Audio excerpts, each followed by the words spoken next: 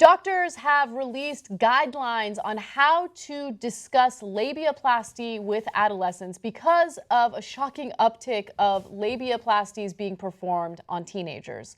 Now, for those of you who don't know what labiaplasties are, it's essentially a procedure that is not minor. It is very risky, but it has to do with changing the appearance of the labia. Maybe the woman thinks the labia is too long, too big, whatever it is, and so they essentially cut it.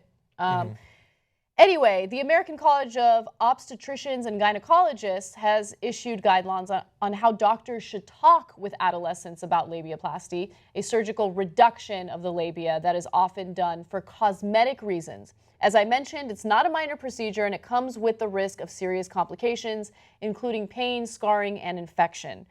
So, look, I want to be clear in making sure you know that it's not like there's this huge prevalence of teenage girls having this procedure done, but the number is still enough to raise a few eyebrows, especially when you consider that this is not a procedure that's done for health reasons, it's done for cosmetic reasons, and these girls feel like they don't look good enough down there, okay? So the number of girls age 18 and under obtaining these procedures in the U.S. has nearly doubled, okay? So it nearly doubled from 222 procedures done in 2014 to 400 in 2015. So some might argue, this isn't a big deal, 400 isn't enough.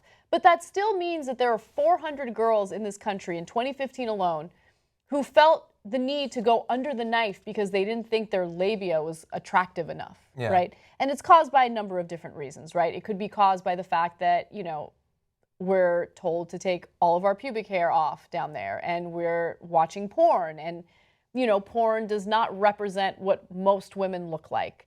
And so that pressure is on and you're seeing more and more women going under the knife for this type of procedure.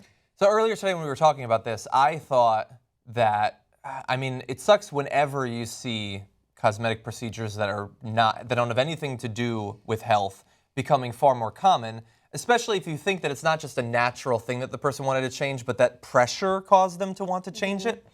And I thought, well, in comparison to some procedures, at least this seems less invasive. It's literally surgery, but it doesn't seem like it should really impede the function of your body that much. But apparently it can lead to infections and also pain during sex, which would be horrible, of course. Yeah. I read an editorial. There was a woman who had done this, and she talked about growing up and always feeling like there was something wrong with her.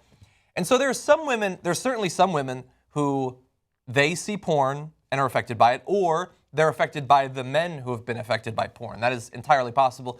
There are also some women who just, like with any part of their body, don't like that part of their body. So, okay. It's the pressure that makes it a bad thing. Yeah, look, I don't want to come off as someone who's not empathetic because I get it. If you don't feel like you look right down there, whatever that means, it could have, severe ramifications on your sex life, on intimacy, and that's not a good feeling. It's not a good feeling to not feel comfortable in your own skin and not want to be sexually active and all of that. The thing that shocks me about this story is how young these girls are, right? They're minors, and having this procedure done while you're a minor, in my opinion, doesn't make sense. If you want to be an adult and you feel like this is something that you need to get done, by all means, get it done. I'm not judging you. I'm not judging anyone who does it. I'm not judging anyone. Even if you're an adolescent who does it, I'm not judging you. I just want you to wait until you're an adult to figure out whether or not this is the right move for you, right? And also, I want to reiterate, you look fine down there, okay? Labias come in all shapes and sizes, different colors, different lengths, whatever it is.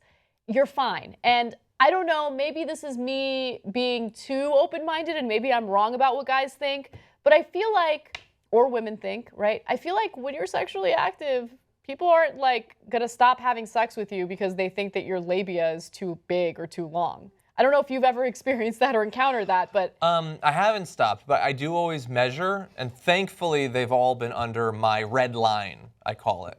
But if they went beyond it, I'd be out of there. It kind of reminds me of It sounds crazy when you say it that way. Yeah, look, it kind of reminds me of the anal bleaching trend. That I don't know if that's died down a little bit, but In my experience, it is not. It is still alive and well.